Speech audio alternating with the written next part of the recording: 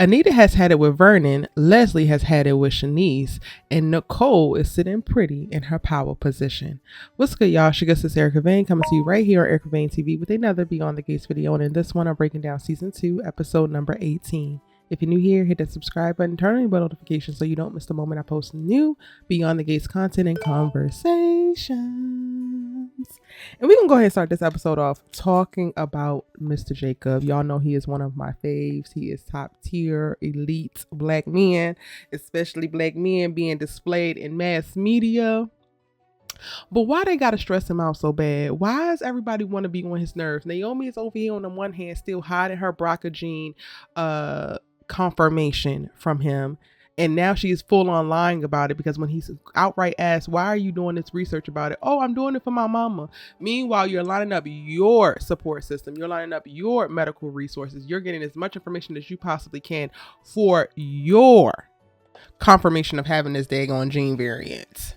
And you're lying to this man's face about it under the guise of protecting him, but then also under the guise of trying to save y'all's marriage. And don't get me wrong, I don't believe that Naomi doesn't love Jacob. I think that she does love Jacob. It is becoming blaringly clear to me, y'all. Blaringly clear that the perfect family behind the gates, the Duprees, who have amassed so much riches and wealth and notoriety and power, probably did a poor job parenting here, because Kat is out here in the wind trying to figure things out, ill-equipped to handle what their family is facing, all because of how they chose to parent. Naomi is also out here in the damn wind, and I'm pointing out the lack of parenting or the gaps, I would say, not lack of parenting, the gaps in parenting, because that is the only thing, not the only thing, but it's the main thing that I think that is the cause for Naomi's hyper independence and hyper vigilance, because they were not able to counteract her specific strand of the eldest daughter gene. Yeah. While the Duprees had all the money in the world, they didn't ever have to want for anything. While they amassed so much intellect and intelligence and all of the things, they let a lot of things slide under the radar, and creating a strong sense of self-esteem, a strong sense of self-validation, not just a commitment to the family's ideals and what other people want for you, is a huge blaring thing that keeps coming up in various members of the Dupree family. It happens with Kat, it's happening with Naomi, and it's so interesting, or at least it's interesting to me to see, or for me to be able to identify, because it manifests in very different ways with different parts of the family tree. And that to me is just so intriguing, but also very clear as day. Back to Jacob. So he got to deal with you hiding this from him. He's working this case. This case is hard. He's undercover. He's doing what he got to do. And then he got to deal with his goofy ass, bald-headed, dumb daddy,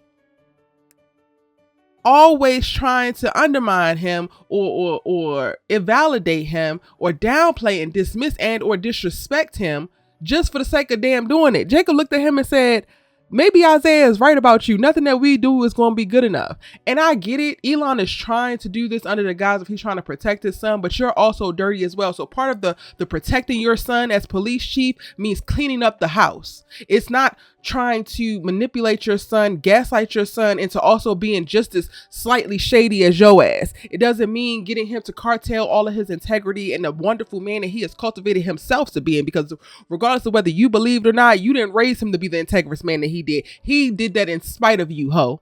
In spite of you, Mr. Elon.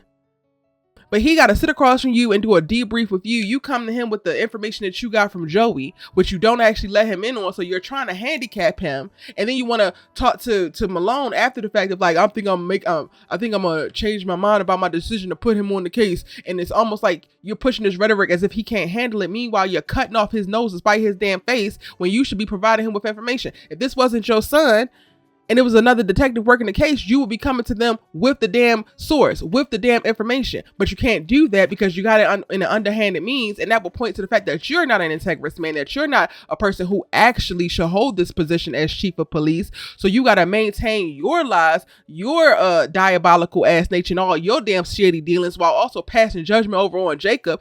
And all of it is creating a cluster.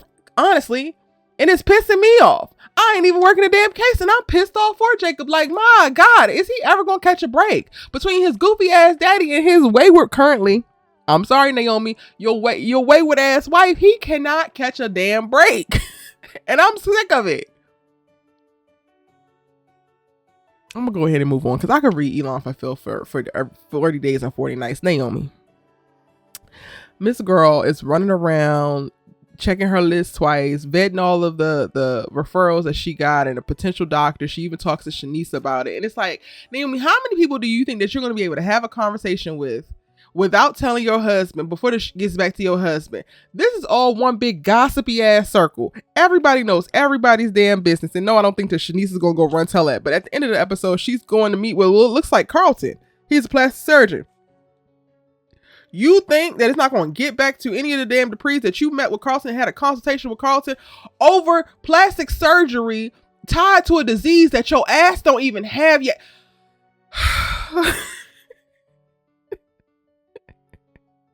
Naomi stresses me out, y'all. She stresses me out real bad, but I still love her. And she is like, June makes a note to Jacob, like, is everything okay with Naomi? Because she's not as talkative. She's seeming more passive. She's a little bit more aggressive naturally. And he's like, oh, well, maybe I don't remember what he said. Something about maybe she's tired or she's doing research or whatever. It's very interesting to see her also in this space and her going basically internally. Now, the one thing I will give her credit for, which I'm not giving her too much credit for it, so don't cut my head off, y'all, please. While she is keeping this from Jacob, she's also keeping it from the rest of the damn family, because she is the type to take all of her own burdens on her own back and on her own shoulders. And that is exactly what she's doing. She has gone internal and she's trying to figure out all of her mess on her own, not leaning on her resources, all the while being the same woman that if any of her family members needed something and or were struggling with something, she would expect for them to come to her. Yes, it's hypocritical, but we be like this sometimes. I'm not even gonna hold you. I do the same damn thing, and it's something that I've had to definitely work through. I will take every last one of my own battles on my own chin, but when it comes down to the people that I love, I'm like, if you know I can help you, why the hell didn't you ask me to help you? Anyway, that's what we're seeing with Naomi. And that has been a consistent thing with Naomi. I'm not going to read her too much, but she needs to tell Jacob's ass. At this point, I'm going to put up a counter of how many days has gone by that she's not telling her damn husband the information that she needs to tell her damn husband. Let the chips fall where they may. Let's go and head over to Nicole, because Carlton at the top of this episode stops by and asks her if she can come with him to his niece's birthday, which is I guess it's like she might live in another state, so it'll be like an overnight trip. And Nicole immediately just said down, no, I cannot plan that. I can do dinner tonight. I can do day to day, but I cannot make plans for you in a month ahead of time. I'm not necessarily there yet. You know, I'm like, you know what, Nicole? Absolutely. She is in her dating era. She is in her, I'm seeing however many men I want to see. I'm trying on new clothes. I'm trying on new hair. I'm figuring out what I like and what I don't like. And I'm here for it. Okay. Regardless of you, Catherine, having a problem with it. Now, I'm going to double down on what I said in my episode 17 breakdown, because this is the result of y'all and how y'all raised Kat. Kat is uncomfortable with you dating around because y'all never showed her that dating around was okay. Kat is uncomfortable with you exploring your options with various men, and she's currently in a monogamous relationship with a loser because y'all told her that was the prize and that's the thing that she should aspire to, and that's what she decided to hang her damn hat on. Now she's committed to it and she's passing judgment on your ass, looking at you like you a hoe. And I love that Nicole called out, like, you're not gonna sex shame me. Absolutely. But this is all as a result of y'all raising her in such a narrow-minded mindset as it pertains to romance and as it pertains to love. And this is where I'm, tying back to my original point of the gaps in parenting and the holes in parenting, because these people got all the money in the world. They have all the resources in the world. They are fine for the most part, aside from like regular people things that happen. But because they turned a blind eye, or they were so focused on legacy, or so focused on reputation, or so focused on the things that really don't matter, there are gaps in all of these people's personhood where they're not really equipped. So Kat is not equipped now to be able to see her mother go out and explore and express herself and do certain things, because she has such a rigid upbringing and Nicole has such a rigid upbringing. In the same way that Nicole is in this renaissance right now, and she's now trying to figure out who she is and explore different parts of herself that were repressed before. And I'm like, I love that Anita pointed that out. Hello, Anita and Kat have a conversation, and she makes it clear, like, girl, your mama is exploring things that she held back, and she don't need to hold it back. But the same way that Nicole is doing that now in her 50s, Kat should be doing it in her 20s. And I cannot wait till we get through this particular part of the storyline where Kat is able to confront her judgment of her mama and realize that she is living the same damn story of her mama, but she has the privilege of age. She is younger, potentially can experience the same thing, so that she doesn't have to arrive at her 50s and after a damn divorce and after kids and establishing a family with a man that she should not be with. Because if you marry Tomas and bust out beady-headed ass babies for him, you can be right where your mama is at 50, ho. You will. Because Tomas is not it. But I am praying that that's the direction that we're going in reference to like an awakening for Kat. I think that would be such a beautiful story to tell, because so many of us don't even realize that we're walking in our parents' footsteps, and specifically walking in our parents' mistakes, because they didn't know any better to help or to teach us any different. And then by the time you realize it's too late, you done already done the things, you done already lived up to the expectations that they set, and their expectations were a little bit too narrow-minded, even if they believed it to be a little bit more open-minded. So when I'm watching Kat interact with Nicole in this, I love that Nicole didn't take anything too seriously and she pushed back, because the synopsis made it believe like they were going to be fighting, but they really just have like a mother to daughter conversation. And it's an interesting thing because Nicole is trying to speak to her daughter from a place of she don't even really know exactly what she's doing, but she knows that she's going with what she feels, and she knows that she needs to do that right now, and that's all she can actually give to Kat. And Kat is pushing back of like, well, you're not being who you said you were. And I'm giving Kat additional grace here, specifically because this is how she was raised, and because I feel like she was not prepared to be able to adjust and to pivot in this way. And it is jarring, right? Like, your mom and dad got a divorce. They were the pinnacle of love, who you aspired to be like, and then that bomb blew up, and you find out that your dad is not who he said he is. And then now your mom is putting on sexy dresses that you ain't never seen before and engaging with multiple men, and that was something that you might have picked up as you were growing up, of like, oh, you don't do that, you don't date around because you don't want to be a hoe. And whether Nicole and Anita actually came out and said that, or it was something that was implied, that was imparted on her. So this is a lot for Kat to be able to try to navigate and negotiate in her mind and make sense of.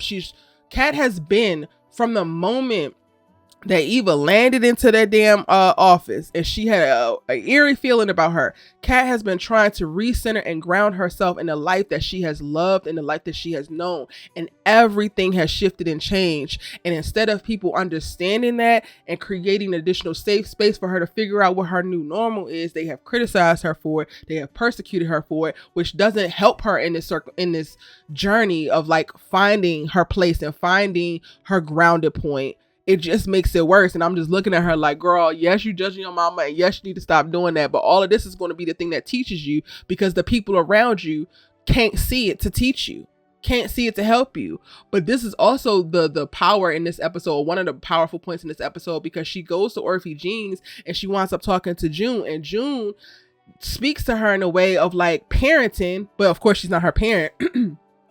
And it's exactly what Kat needs. It's exactly what Kat needs to hear. And while she points it all back to her, like, all these eyes, maybe it's you, I don't think it's all her. It is, some of it is on her, because Kat, you worried about your mama, and this is what Anita said, you worried about your mama, you worried about this, but you have all these other things going on. Why are you so focused on all of these things that are outside of your damn control? We need to sit with that.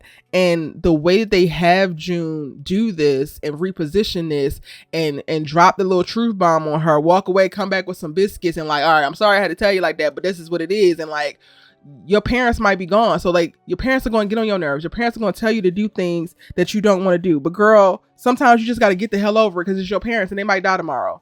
Hello, that's a wake-up call. There are so many battles that I choose not to fight when it comes to my parents. Now, there are some that I still do fight, y'all. I'm not even gonna hold you. There's some I still do fight. But there's so many that I don't fight, because it's like, at the end of the day, I'm gonna do whatever the hell I want to do, and I'm gonna let you get this off because you need to say it.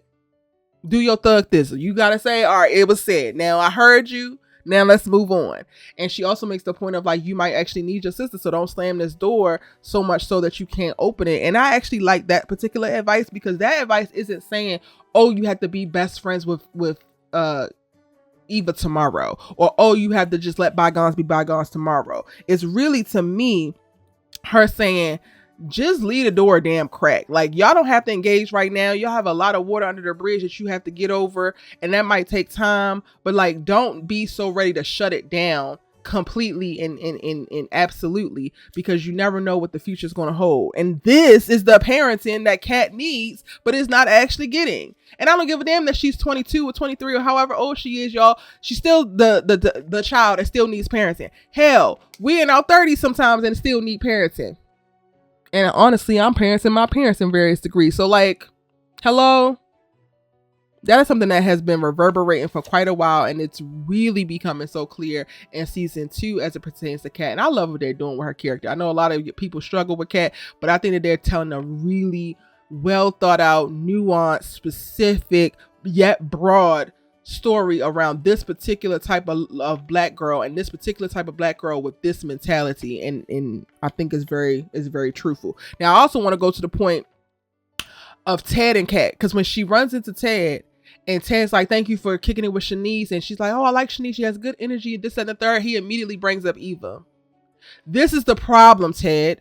This is the problem. Your daughter cannot engage with you. Your daughter, Kat, cannot engage with you without you bringing up your other daughter. And that, to me, I don't know whether y'all see it or not, that is a goddamn problem. Yes, Kat needs to calm down on the animosity, cool. But you need to stop throwing this girl in her face, and you need to give her time to cultivate that relationship that you want them to have so bad on her own, instead of trying to force it on her, instead of using every last time that y'all engage with one another or communicate with one another and bring that girl up, because it's not fair to Kat at all.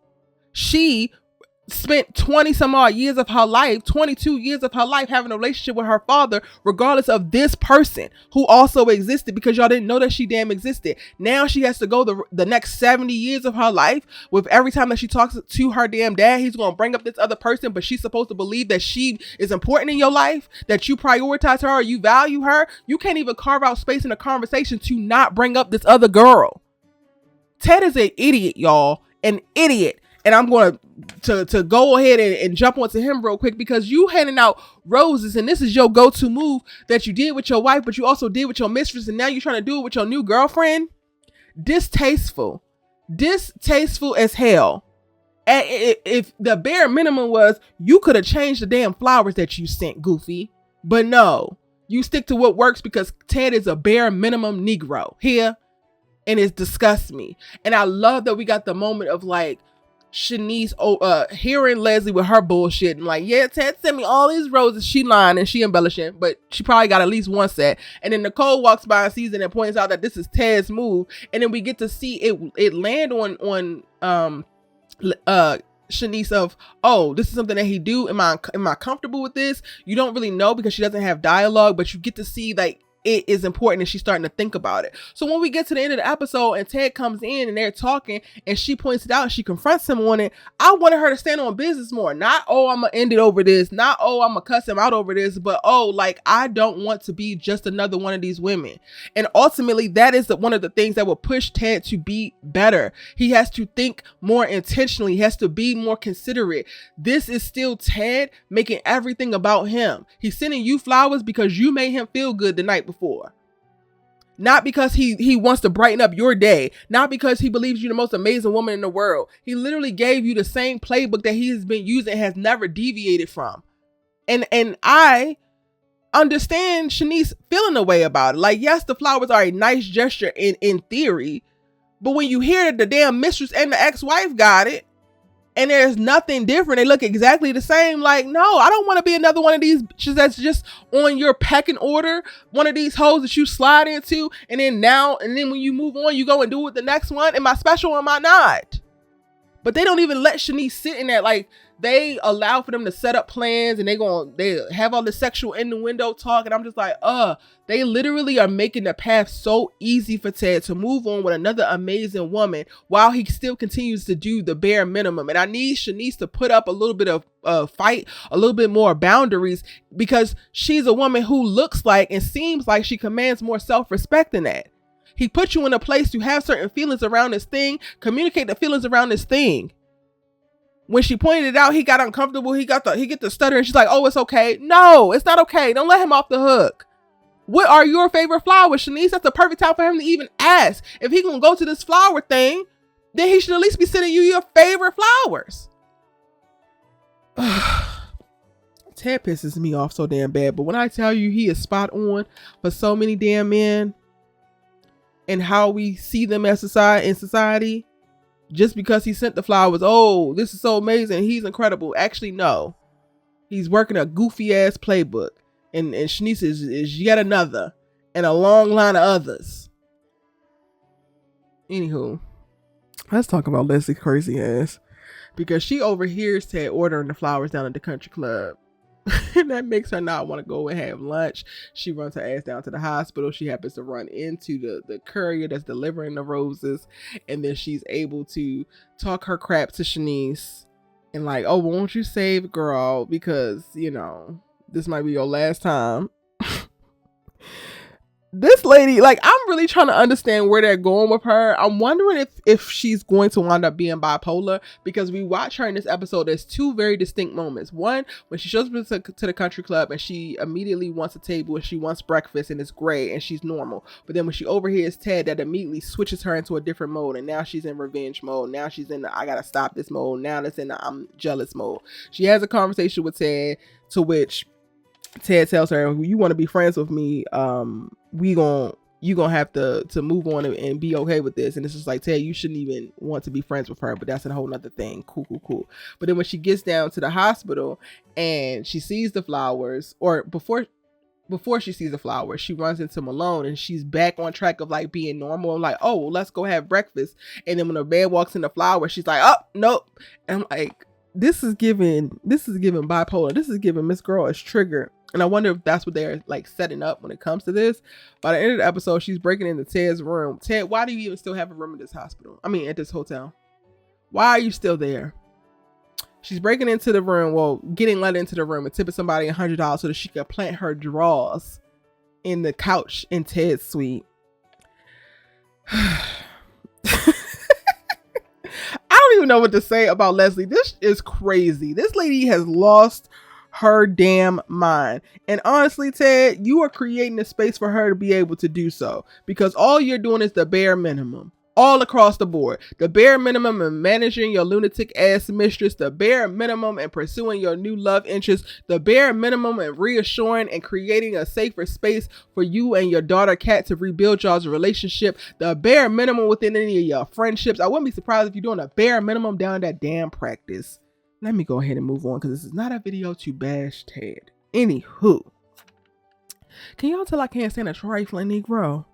Moving on. Martin and Smitty at the top of this episode. Smitty comes in after partnering up with Jacob on a night working. He's running in the story tied to the case that Jacob is working on, and he can't reveal anything to Martin. So they are having this little back and forth, and then he pushes Smitty pushes Martin to go and meet with Vernon because he just wants him to, and he remembers something that he should not actually remember, which we actually get to see when Smitty and Jacob have a conversation at the end of the episode. But Martin winds up going to the country club and meeting up with Vernon after Vernon gets put out of the manor. Anita has had it with him and his cancer research and his overbearingness, and I'm like, Anita, I get it, but then I don't. But then by the end of the episode, when she's meeting with Nicole and she's talking with her, I better understand, so it's fine. Vernon is trying to take as much control as he possibly can, and he has no control in the situation, and it's so heartbreaking to watch. I love watching him and Martin be able to debrief on this and him have a safe space to be able to communicate his feelings, because he doesn't actually know what to do. So they have that moment, even though it was the guys of them meeting to talk about like political strategy. Martin sees right through that and is like, something's wrong with you, granddad. What is actually going on? Love that. And then back at the manor, after Kat comes over to talk to Anita and begs her to talk to Nicole about what she's wearing and what the hell she's doing. She's like, all right, I'll do it. And at first I was like, Anita, not you making everything about this damn cancer, but then also telling Vernon not to make everything about this cancer. She's like, oh, I need to talk to you about something important. So Nicole comes over and then they get to talk, and she mentions like, okay, girl, you're doing what you're doing and you're wearing what you're wearing, but you're gonna have to wrap this up quickly because you're gonna have to step in as matriarch. And the way I was just like, wait, what? She gotta wrap up her self-discovery journey. She gotta wrap up finding and being her true self, a self that she has repressed all these years under the tutelage and encouragement of your ass and the rest of the damn family because you're dying? Am I hearing you correctly, Anita? But then when she goes on and they finish the conversation, she is saying that Nicole needs to be prepared to be the matriarch. I need her to figure out a way to create space for the new Nicole, because Nicole is not going back to the woman that she was. There'll be pieces of her, there'll be remnants of her, but if she does this self-discovery journey well, and if it is a success, she will not be that woman. She will not be that repressed woman anymore. She'll be way more in touch with her feelings, way more fully actualized in her desires and her motivations and her actual intentions, and less about what all these other people around her want and need from her. I think that she can step up and be the matriarch of the family without having to compromise herself. And that's where my dissonance come in the reference to this conversation. But Anita basically is having a conversation with her of like, I need to prepare you for if I'm not here, how you're going to lead the family. She debriefs Nicole on what happened with the passing out. And I'm just like, okay, Anita, if you're having these feelings and if you're thinking this could be serious, more serious than it is, but you gaslight and burn it in his face when he's like, this is very serious. You don't want to go to the hospital. You don't want to do this. You don't want to do that. But then you're telling Nicole that things are more serious. Why in the hell are you doing that? And then she reveals she cannot make plans. She cannot do certain things because it's going to hurt Vernon. So to me, it looks like her and Vernon are doing the same things. They're trying to hurt one another. They're tiptoeing around one another. They're hiding their true feelings and intentions as best as they can because they're trying to be considerate of each other's feelings and emotions and all of that. And all the while they are finding themselves on very opposite ends of the spectrum because they're not actually talking to one another. I do think that Vernon can handle this conversation around what happens next. And Anita made a point of saying to Nicole, I don't want you to be giving me this magical language, which she says, I don't want to do magical thinking that y'all love to do about me. And I'm like, cool. You don't want everybody just talking about Anita's going to beat this because she's badass Anita. Dupree. Cool. I think that Vernon will be capable of that as well, but he also still just needs to be assured that you're not giving up, which it doesn't feel like she is. So I wish that she could have this conversation with Vernon and she was less I think that Anita might feel a little bit of guilt, which she should not be because you don't have no damn control over this diagnosis. But she feels guilt for the pain that Vernon is suffering tied to her diagnosis and her suffering, and she's trying to spare him, and all the while that sparing him is pushing him away, and I hate that for them. And I hate that for them, one, for their relationship and how this can negatively impact their relationship. But then also in this moment for Nicole, because you're asking her to sidestep her individuality journey. You're asking her to put now on a back burner her season of exploring her damn self so that she could take up the mantle and take on the responsibility of carrying this family that y'all damn built. And it's like just another reason for her to focus on being of service of everybody else and never truly serving herself. Yeah. And that's pretty much it. Those are all my thoughts. Let me look at my notes real quick, y'all. That's all my thoughts, all my notes. Kat complaining about Nicole is so hilarious. So hilarious to me. I really enjoyed my favorite moments of the episode was Kat with Nicole and then Kat with June. But let me know your thoughts in the comment section down below. It's your good sis you love Talk TV with. Thank you so much for watching. I'll see you in the next one.